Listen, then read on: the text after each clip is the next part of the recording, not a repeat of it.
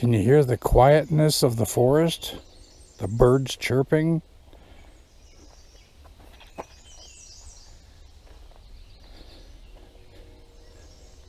Oh, and the occasional train whistle. But other than that, it's so peaceful in here. I'm heading to Big Bear Mound.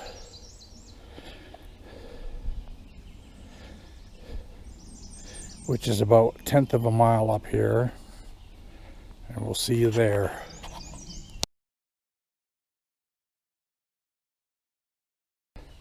Okay, back there I said it was Big Bear Mound. Actually, it's Great Bear Mound. It's a little bigger. Kind of overgrown.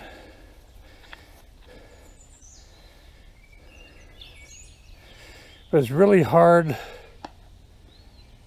from down below to actually see the shape of the bear.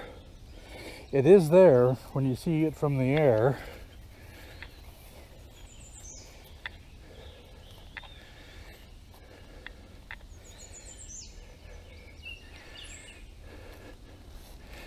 So I don't really know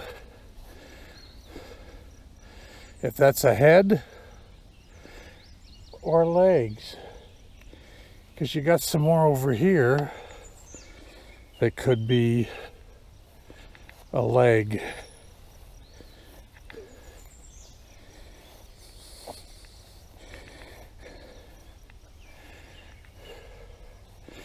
And now that I see it from here, I would say it's quite possible that what you're seeing here is a leg and over there is the head. That would be the body, and that would be the back leg. Anyway, it's quite interesting.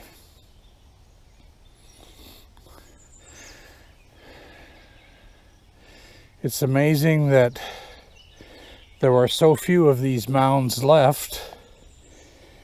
2 centuries ago, there were thousands upon thousands of these mounds spread across Wisconsin, Illinois, Iowa, Minnesota. But because of the settlers coming in, doing their farming, and the industrial coming in, they didn't care, or they didn't know what they were getting rid of. But the national park stepped in and saved this large group of Indian mounds. We have some in Ohio. Pretty much the same, but I'm sure a different tribe of Indians. So it is very hard to see in the video, but what is overgrown is the mound. So I hope you can see this on the video.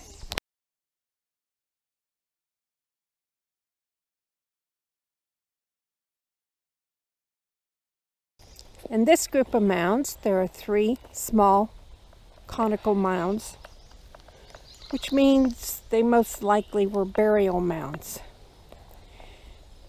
The early Native Americans lived in small separate villages, and they would come here and meet other family members in the early spring, where they would fish, hunt, gather berries. In the fall they would gather nuts,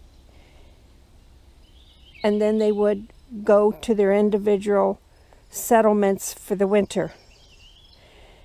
When they came in the spring, they would bring the bound bones of any relatives that died through the winter, and they would bury them in these cones.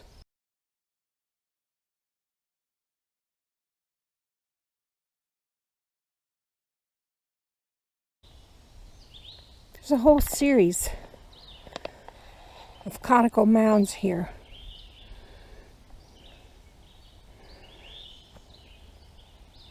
And since there's no written records, the archaeologists can only guess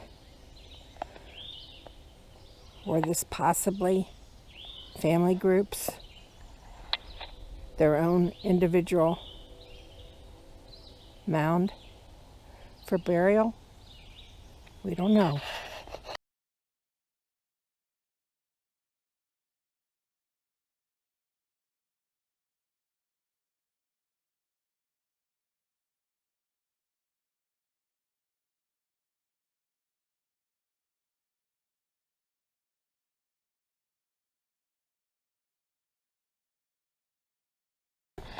Up on the bluff, the Native Americans, besides having a beautiful view of the Mississippi River,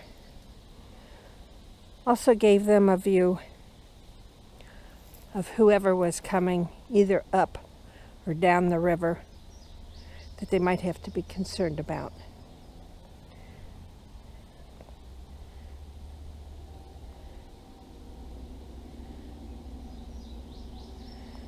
The river provided fishing,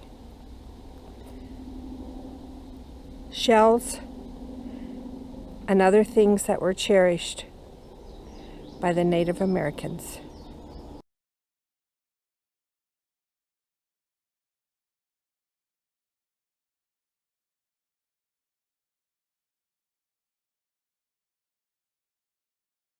And from here, it's all downhill, which sounds wonderful, but is actually worse on your knees and your thighs because you have to put on your braking system. This is the path we're on, and then it makes a switch back to the path down there, which makes the switch back to another path down there. Yeah, fun.